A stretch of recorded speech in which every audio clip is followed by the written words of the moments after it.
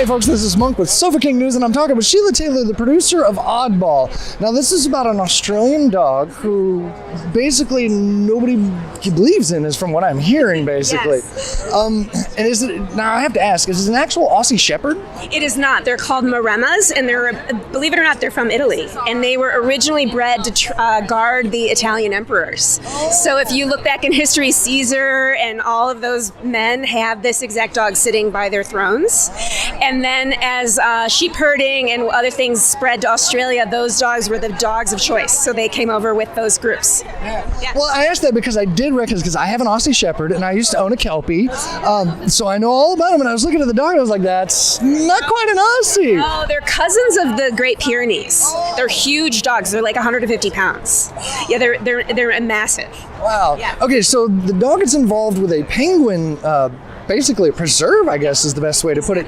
Where in Australia is this? Because I know penguins come from the South Pole. Correct. So the part of the story where it takes place is a really small town named Warrnambool, and it's as far south as you can get without getting into Antarctica and Tasmania. So it's on this very southern ocean, and it's a town that had a few little islands, with, somewhere around 3,000 or 4,000 penguins, and it had gotten down to less than 10 penguins because it was a magical thing. At low tide and a full moon, foxes found a sandbar, and they figured out how to go out there and have a penguin buffet. So this crazy farmer and his more crazy dog that no one believed in figured out a way to guard the island every night and keep the foxes away. That's really cool. Where did you hear about this story?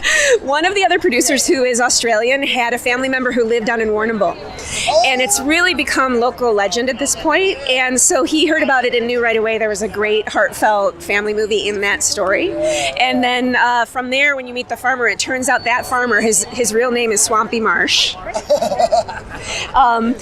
Swampy Marsh has been an institution in that part of Australia forever. He's been instrumental in educational things. He's been instrumental in farmers markets. He's done many great things for the community. So actually, weirdly, saving penguins was one of many. Correct. So that's how we figured out we needed to make this movie and tell this story. Yeah, and other sanctuaries around the world have now picked up this idea.